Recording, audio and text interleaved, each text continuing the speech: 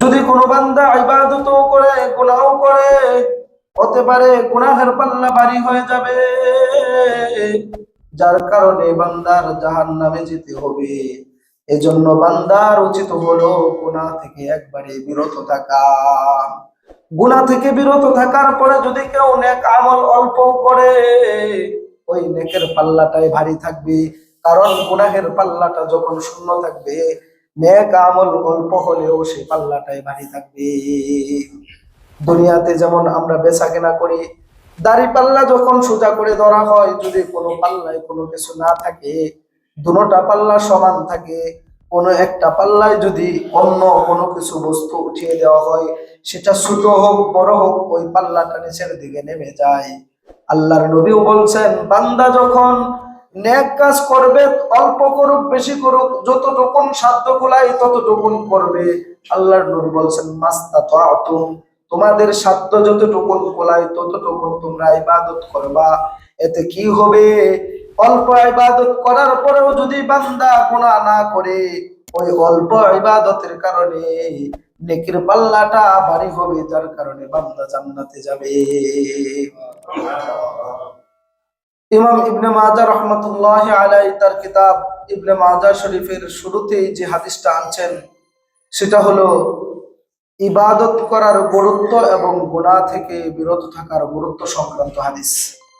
তার কিতাবের শুরুতেই সর্বপ্রথম হাদিস এটা এনে তিনি ইবাদত করা এবং গুনাহ থেকে বিরত থাকা দুটার গুরুত্ব সমান সমান বুঝিয়েছেন। ইবনে মাজাহ শরীফ, এটা যারা মাওলানা হয়, যারা দাওরা হাদিস পর্যন্ত পড়ালেখা করে, দারুল হাদিস তাকমিল জামাতে এই কিতাবটা পড়ানো হয়। আপনারা হয়তো অনেকে বুঝবেন না, এটা বড় একটা কিতাব, হাদিসের কিতাব। এই কিতাবের শুরু হাদিসটাই ইমাম ইবনে মাজাহ রাহমাতুল্লাহি আলাইহি যে হাদিসটা আনছেন, সেটা হলো আমি খুতবার মধ্যে যে হাদিসটা পড়েছি। আল্লাহর নবীজি বলেছেন, মা আমারতুকুম বিহি ফাখুযুহু মিনহু ওয়া মা ইসতাতা'তুম মিনহু ওয়া মা নাহাকুম আনহু ফান্তাহু। আল্লাহর নবীজি সাল্লাল্লাহু আলাইহি ওয়াসাল্লাম এই ইবনে মাজার শুরুতে যে হাদিস আনা হয়েছে, এই হাদিসের মধ্যে আল্লাহর নবী বলেছেন, মা আমারতুকুম বিহি ফাখুযুহু মিনহু মাস্তাতা'তুম, আমি তোমাদেরকে যে বিষয়ে নির্দেশ দিয়েছি, তোমরা সেগুলো তোমাদের সাধ্য অনুযায়ী পালন করো। আমি জীবনে আমার 63 বছরের জিন্দেগিতে যে কাজগুলা করেছি এবং যেগুলা তোমাদেরকে করতে বলেছি, এগুলা তোমরা তোমাদের সাধ্য অনুযায়ী করো, তোমরা আমল করো। ওমা নাহাকুম আনহু ফান্তাহু। পয়গম্বর আলাইহিস সালাতু ওয়াস সালাম বলেন, আর যে সমস্ত বিষয় থেকে আমি তোমাদেরকে নিষেধ করেছি, তোমরা ওই সমস্ত নিষিদ্ধ বিষয় থেকে বিরত থাকো। আল্লাহর নবী সাল্লাল্লাহু আলাইহি ওয়াসাল্লাম বলেন, আমি যেগুলা করতে বলেছি, যেগুলা আমি করেছি, তোমরা ওগুলা করো।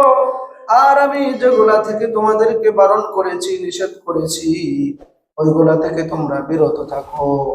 এই হাদিসের মধ্যে পয়গম্বর আলাইহিস সালাতু ওয়াস সালাম আপনাকে আমাকে নেক কাজের প্রতি যেমন ভাবে উদ্বুদ্ধ করেছেন, নেক আমল করতে বলেছেন, পাশাপাশি এটার সমপরিমাণ নেক আমল করার যে ততক্ষণ গুরুত্ব দিয়েছেন, পয়গম্বর আলাইহিস সালাতু ওয়াস সালাম অসৎ কাজ থেকে, গুনাহের কাজ থেকে বিরত থাকারও ততটুকুন গুরুত্ব দিয়েছেন। দুইটা কথা পয়গম্বর আলাইহিস সালাতু ওয়াস সালাম এখানে বলেছেন, দুইটা গুরুত্ব দিয়েছেন। একটা হলো ইবাদত করা, আর একটা হলো গুনাহ থেকে বিরত থাকা। এই দুইটা বিষয় যদি কেউ কারো জীবনে আমলে আনতে পারে, রাসূল সাল্লাল্লাহু আলাইহি ওয়াসাল্লামের এই দুইটা কথার উপরেও যদি কোনো বান্দা আমল করে, তো তার জীবন কামিয়াব। ইবাদত করবে, পাশাপাশি গুনাহ থেকে বিরত থাকবে। ইবাদত করার পাশাপাশি যদি কোনো বান্দা গুনাহ থেকে বিরত থাকতে পারে, নবীজি দুইটা কথা বলছেন, দুইটা কর্তব্য, দুইটা দায়িত্ব। আমরা দুনিয়ার মানুষ, আমাদের কিছু কাজ থাকে করণীয়, কিছু থাকে বর্জনীয়। যেগুলা করণীয় সেগুলা করতে হয়, যেগুলা বর্জনীয় সেগুলা বর্জন করতে হয়। নবী আরবি সাল্লাল্লাহু আলাইহি ওয়াসাল্লাম ওই হাদিসের মধ্যে দুইটা কথা বলেছেন। একটা হলো করণীয়, আরেকটা হলো বর্জনীয়। করণীয়টা করতে হবে, বর্জনীয়টা বর্জন করতে হবে। করণীয়টা হলো ইবাদত করা, আর বর্জনীয় যে কথাটা নবীজি বলছেন সেটা হলো গুনাহ থেকে বিরত থাকা, গুনাহকে বর্জন করা। এই দুইটা কথার উপর যদি কেউ আমল করে তো তার জীবনের সফলতা এসে যাবে। তো এই হাদিসের আলোকে বোঝা যায় ইবাদত যেমন ভাবে গুরুত্ব সহকারে করতে হবে, গুনাহ থেকেও ততটুকুন গুরুত্ব সহকারে বিরত থাকতে হবে। কিন্তু সত্য কথা হলো আমরা ইবাদত যতটুকুন গুরুত্ব সহকারে করি, গুনাহ থেকে ততটুকুন গুরুত্ব সহকারে বিরত থাকে না। অনেক মানুষ গুরুত্ব সহকারে নামাজ পড়ে, আবার ঠিক মতন রোজাও রাখে, ঠিক মতো যাকাতও দেয়, হজ ফরজ হওয়ার পরে ঠিক মতো হজও করে, কিন্তু গুনাহ থেকে বিরত থাকে না। নামাজ পড়ে, রোজা রাখে, হজ করে, যাকাত দেয়, ওযু করে, তাহাজ্জুদ পড়ে, ভালো কাজগুলা করে, কিন্তু আবার গালিগালাজ, মন্দ কথা, গীবত, শিকায়াত, পরনিন্দা, চুগলখড়ি, অন্যকে কষ্ট দেওয়া, এই ধরনের গুনাহের কাজ থেকে কিন্তু বান্দা বিরত থাকে না। নেক কাজ করতেছে, পাশাপাশি আবার গুনাহও করতেছে, বান্দার কিন্তু এমনই হালত। এতে কি হয়? এর ফল কি? যেমনি ভাবে নেক কাজ করার কারণে নেকির পাল্লা ভারী হয়, গুনাহের কাজ করার কারণে গুনাহের পাল্লাটাও ভারী হয়। আর আপনি আমি জানি কিয়ামতের ময়দানে বান্দার যে পাল্লাটা ভারী হবে সেটা অনুযায়ী হিসাব হবে, সেটা অনুযায়ী ফয়সালা হবে। যদি কারো নেকের পাল্লা ভারী হয় সে জান্নাতে যাবে, আর কারো যদি বদির পাল্লা ভারী হয়, গুনাহের পাল্লা ভারী হয়, সে জাহান্নামে যাবে। তো আমি নেকও করলাম, গুনাহও করলাম, এমনটা তো হতে পারে নেক আর গুনাহ একসাথে সংমিশ্রণ হওয়ার কারণে আপনার আমার সারা জিন্দেগির নামাজ, সারা জিন্দেগির রোজা, নামাজ, হজ, যাকাত সব বৃথা যাবে, গুনাহের পাল্লা ভারী হয়ে যাবে। গুনাহের পাল্লা ভারী হলে কি হবে? বান্দার জাহান্নামে যেতে হবে। এই জন্য আল্লাহর নবী হাদিসের মধ্যে বলছেন, মা আমারতুকুম বিহি ফাখুযুহু ওয়া মা নাহাকুম আনহু ফান্তাহু। নবীজি বলেছেন, আমি তোমাদেরকে যে ইবাদত করতে বলেছি, আল্লাহ তাআলা আমার মাধ্যমে তোমাদের কাছে যে ইবাদতের বাণী পৌঁছিয়েছেন, তোমরা সেই ইবাদত করো আর গুনাহ থেকে বিরত থাকো। যদি কোনো বান্দা ইবাদতও করে, গুনাহও করে, হতে পারে গুনাহের পাল্লা ভারী হয়ে যাবে, যার কারণে বান্দার জাহান্নামে যেতে হবে। এজন্য বান্দার উচিত হলো গুনাহ থেকে একবারে বিরত থাকা। গুনাহ থেকে বিরত থাকার পরে যদি কেউ নেক আমল অল্প করে, ওই নেকের পাল্লাটাই ভারী থাকবে। কারণ গুনাহের পাল্লাটা যখন শূন্য থাকবে, নেক আমল অল্প হলেও সেই পাল্লাটাই ভারী থাকবে। দুনিয়াতে যেমন আমরা বেচা কেনা করি, দাড়ি পাল্লা যখন সোজা করে ধরা হয়, যদি কোনো পাল্লায় কোনো কিছু না থাকে, দুটোটা পাল্লা সমান থাকে, কোনো একটা পাল্লায় যদি অন্য কোনো কিছু বস্তু উঠিয়ে দেওয়া হয়, সেটা ছোট হোক বড় হোক, ওই পাল্লাটা নিচের দিকে নেমে যায়। আল্লাহর নবীও বলছেন, বান্দা যখন নেক কাজ করবে, অল্প করুক বেশি করুক, যতটুকুন সাধ্য কুলায় ততটুকুন করবে। আল্লাহর নবী বলছেন, মাস্তাতাতুম, তোমাদের সাধ্য যতটুকুন কুলায় ততটুকুন তোমরা ইবাদত করবা। এতে কি হবে? অল্প ইবাদত করার পরেও যদি বান্দা গুনাহ না করে, ওই অল্প ইবাদতের কারণে নেকির পাল্লাটা ভারী হবে, যার কারণে বান্দা জান্নাতে যাবে। বুঝছেন বিষয়টা? বুঝছেন? যদি গুনাহ করেন, নেকিও করেন, হতে পারে গুনাহের পাল্লাটা ভারী হবে। আর যদি গুনাহ থেকে বিরত থাকা হয়, শুধুমাত্র আল্লাহর ফরজ ইবাদত গুলা করা হয়, অল্প আমল করা হয়, তাহলে জীবনে যদি একটা সুবহানাল্লাহ কেউ পায়, কথার কথা, আর অন্যদিকে নেকির দিকে একটা সুবহানাল্লাহ, অন্যদিকে অন্য পাল্লা গুনার দিকে কিছু নাই, গুনাহ নাই, তাহলে ভারী হবে কোন পাল্লা? নেকির পাল্লা ভারী হবে। এটাই তো স্বাভাবিক, এটা বুঝতে খুব সহজ। তো বান্দা যদি গুনাহ করা ছেড়ে দেয়, তাহলে বান্দার নাজাত পাওয়া সহজ, আমল অল্প হলেও। এখন হয়তো আপনারা বলবেন, তাহলে হুজুর, তাহলে আর এত নামাজ পড়ার দরকার কি, রোজা রাখার দরকার কি, হজ করার দরকার কি, যাকাত দেওয়ার দরকার কি? গুনাহ ছেড়ে দিলেই তো হইলো, গুনাহ ছেড়ে দিলে তো জান্নাতে যাবো। কারণ জীবনে তো দুই একটা ভালো কাজ করছে, সালাম হলেও তো দিছি করে, কি বলেন? না, আল্লাহ তাআলা যে বিধানগুলো ফরজ করছেন, নামাজ, রোজা, হজ, যাকাত, যে বিধানগুলো বান্দার উপর ফরজ করছেন, ওয়াজিব করছেন, এবং রাসূল করিম সাল্লাল্লাহু আলাইহি সাল্লাম সারা জিন্দেগি যে আমল করছেন, যেটাকে সুন্নতে মুআক্কাদা বলা হয়, এগুলা অবশ্য পালনীয়, ওগুলা করতে হবে। এগুলা যদি কেউ না করে তো তার গুনাহ হবে। তাহলে তো আপনি তো গুনাহ থেকে বিরত থাকতে পারলেন না। নবীজি তো বলছেন গুনাহ থেকে বিরত থাকার কথা, আর গুনাহ থেকে বিরত থাকলে তো নবীজির যে আমল সবসময় করছেন ওটা করতে হবে, আল্লাহ যেটা করতে বলছেন ওটা করতে হবে। এগুলা করার পরে যদি বান্দা গুনাহ থেকে বিরত থাকে, তাহলে বান্দার নেকির পাল্লা ভারী হবে, গুনার পাল্লা শূন্য হয়ে যাবে, বান্দা জান্নাতে যেতে পারবে। গুনাহ হলো দুই ধরনের। এক ধরনের গুনাহ হলো গুনাহে কবিরা, আরেক ধরনের গুনাহ হলো গুনাহে সগীরা। গুনাহে কবিরা হলো বড় গুনাহ, কবিরা গুনাহ। গুনাহে সগীরা হলো ছোট গুনাহ, সগীরা গুনাহ। আমরা অনেক সময় গুনাহ করি, অথচ গুনাহকে গুনাহই মনে করি না। যেমন ধরেন, রাজনৈতিক প্রেক্ষাপট নিয়ে একদল আরেক দলের বিরুদ্ধে কথা বলি, অথচ এটাকে আমরা কোনো গুনাহ মনে করি না, এটাকে বিপদই মনে করি না। মসজিদে আসার পর দুনিয়াবি কথা বলি, মসজিদে বসে বসে। দুনিয়াবি কথা বলা মসজিদে হারাম না হালাল? মসজিদে যদি কোনো বান্দা দুনিয়াবি কথা বলে, তো এটা গুনাহ না? গুনাহ না? কি বলেন, গুনাহ নাকি সওয়াব? গুনাহ। অথচ আমরা মসজিদে বসে বসে নামাজের পরে অহরহ দুনিয়াবি কথা বলতে থাকি, এটাকে গুনাহ মনে করি না। নামাজি ব্যক্তিকে ডেঙ্গে ডেঙ্গে সামনের কাতারে আসি, নামাজ শেষ হওয়ার পরে আরেকজনকে ডেঙ্গে ডেঙ্গে মসজিদ থেকে বের হয়ে যায় কি যায় না? জান না? ফরজ শেষ, অনেকের বিরাট তারা, বা একটু মুনাজাত করতে দেরি হইতেছে, হুজুর ডিঙ্গে ডিঙ্গে যাইতেছি, অথচ এটা আমরা গুনাহ মনে করি না, এটা গুনাহ হচ্ছে, গুনাহ হচ্ছে। এই ধরনের গুনাহকে বান্দা যখন গুনাহ না করে করে গুনাহ মনে করবে না, গুনাহ মনে না করে করে বান্দা গুনাহ করতে থাকবে, ওই গুনাহ একদিন বান্দাকে জাহান্নামে নিয়ে যাবে।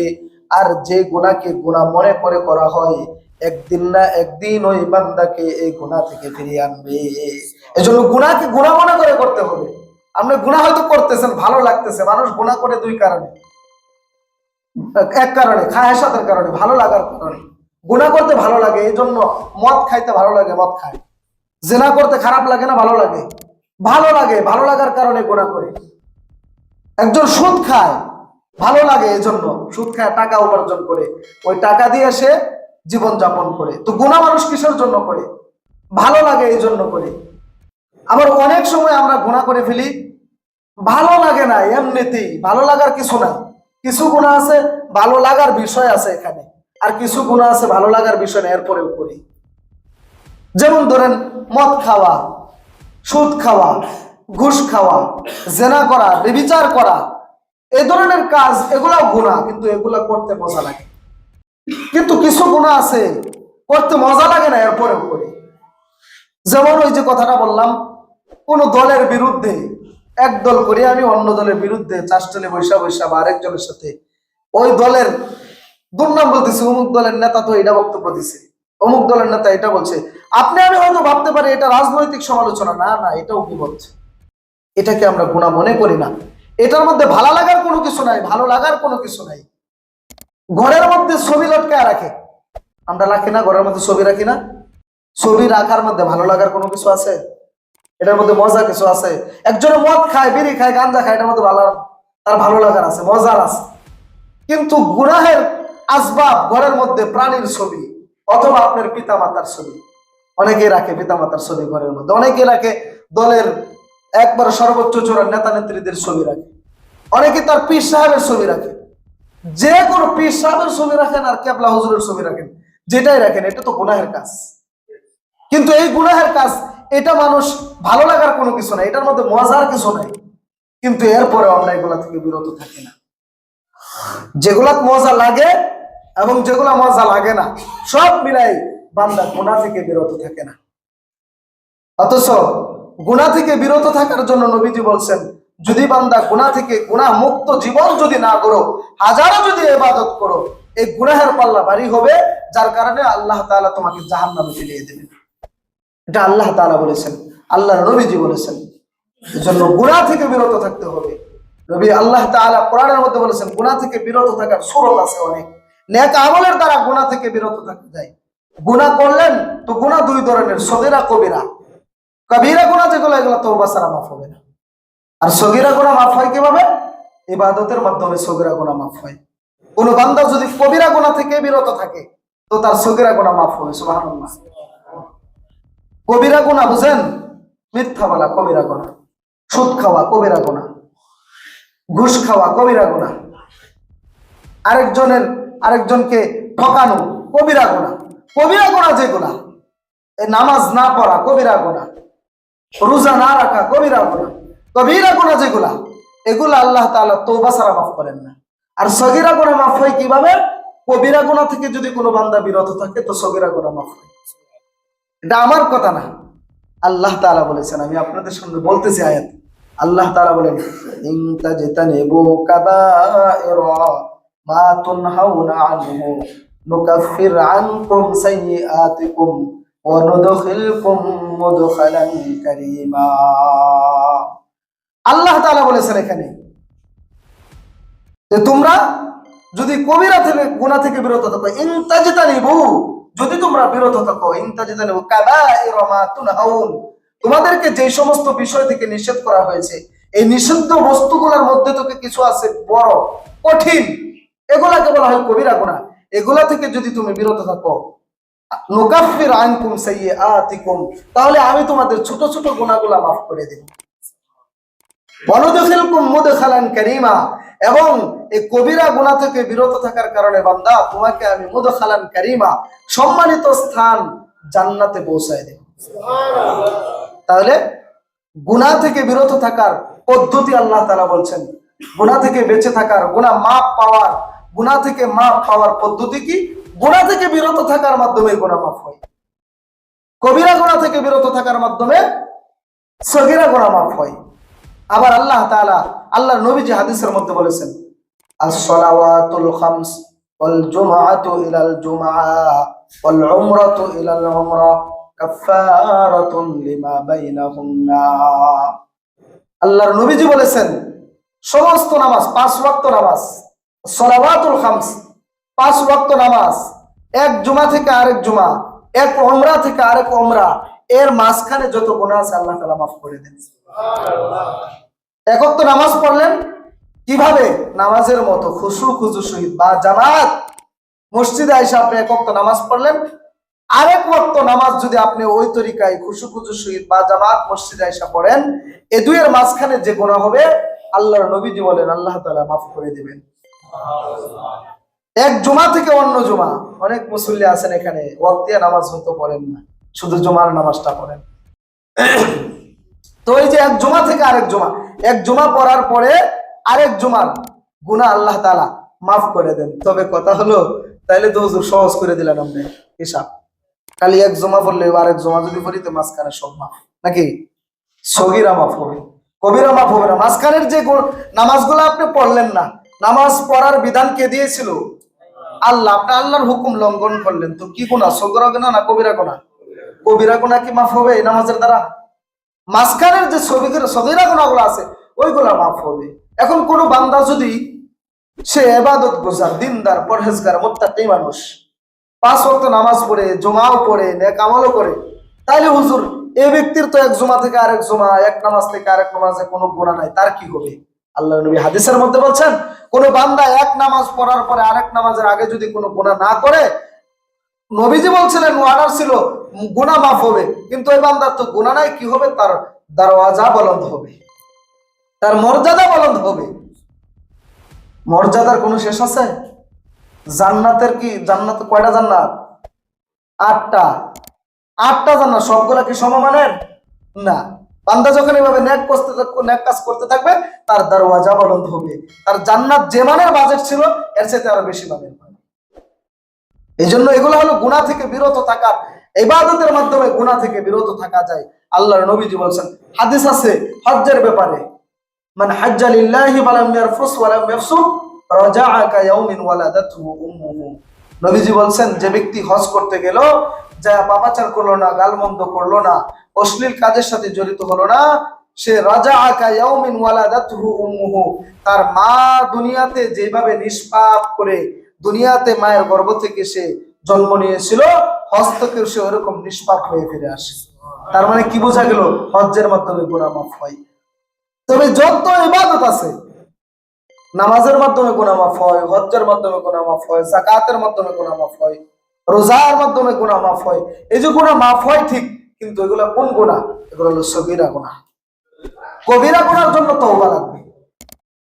আবার আল্লাহর নবীজি আর এই হাদিসের মধ্যে, এই হাদিসের ব্যাখ্যার মধ্যে মুহাদ্দিসিনে কেরাম, কোন উলামায়ে কেরাম এটাও বলছেন যে হজ্জের দ্বারা কবিরা গুনাহ মাফ হয়, আবার কোন আলেম বলছেন মাফ হয় না। তবে বান্দার হক, ওইটা বান্দার হক যদি কেউ নষ্ট করে, বান্দার হকটা আপনার সাথে একবারে লাগালাগি, যদি কেউ কোনো বান্দার হক নষ্ট করে, এটা এমন গুনাহ, এই গুনাহ হজ্জের দ্বারা মাফ হবে না। উলামায়ে কেরাম কেউ কেউ বলছেন হজ্জের দ্বারা কবিরা গুনাহ মাফ হয়, তবে কোন কবিরা গুনাহ মাফ হবে না? এই যে বান্দার হক নষ্ট করে, এটা কখনো মাফ হবে না। কোন একটা মানুষ যখন অন্যজনের হক নষ্ট করলো, অন্যজনকে কষ্ট দিল, অন্যজনকে গালমন্দ করলো, তাকে বিরাট নির্যাতন করলো, কষ্ট দিল, তার হক নষ্ট করলো, এরপরে যদি এই বান্দা আল্লাহর কাছে মাফ চায়, তো আল্লাহ তাআলা যদি তাকে মাফ করে দেন, তাহলে আল্লাহ যার হক নষ্ট করলো তার প্রতি বেইনসাফি করা হলো না? আল্লাহ এই বেইনসাফি করেন না, আল্লাহ ইনসাফগার। এই জন্যই যদি কেউ কারো হক নষ্ট করে, এই হকের গুনাহ মাফ হবে না ইবাদতের দ্বারা। আবার আল্লাহ তাআলা বলছে, ইন্নাল্লাহা লা ইয়াগফিরু আন ইউশরাকা বিহি ওয়া ইয়াগফিরু মা দুনা যালিকা লিমান ইয়াশা। আল্লাহ তাআলা শিরকের গুনাহ মাফ করেন না কোনো ইবাদতের দ্বারা। শিরকের গুনাহ আর হলো হক নষ্টের গুনাহ, এই দুই গুনাহ ব্যতীত অন্য যত গুনাহ আছে ইবাদতের দ্বারা মাফ পাওয়া যায়। আমি আপনাদেরকে আজকে যে বিষয়টা বলতে চাইছিলাম, অনেক লম্বা বিষয়, সময় অনেক চলে গেছে, আজকে খুতবা অনেক শর্টে দেওয়ার কথা ছিল, তারপরে 2-4 মিনিট বেশি হয়ে গেছে। মোট কথা হলো, সার কথা হলো এতটুকুন বুঝে নেন, শুধু ইবাদতের দ্বারা বান্দা জান্নাতে যেতে পারবে না, গুনাহ থেকে বিরত থাকতে হবে। গুনাহ থেকে বিরত থাকার পরে ইবাদত ছাত্র অনুযায়ী আল্লাহর হুকুম যেগুলো আছে, 5 ওয়াক্ত নামাজ, রমজান আসলে রমজানের রোজা, যার উপর যাকাত ফরজ হয়েছে যাকাত, যার উপর হজ ফরজ হয়েছে হজ, এই মৌলিক আল্লাহ যেগুলা করতে বলছেন, এগুলা না করলে তো গুনাহ হবে। এগুলা করার পর আপনি বাড়তি ইবাদত করতে পারেন না পারেন, যদি গুনাহ থেকে বিরত থাকতে পারেন তাহলে জান্নাতে যাবেন।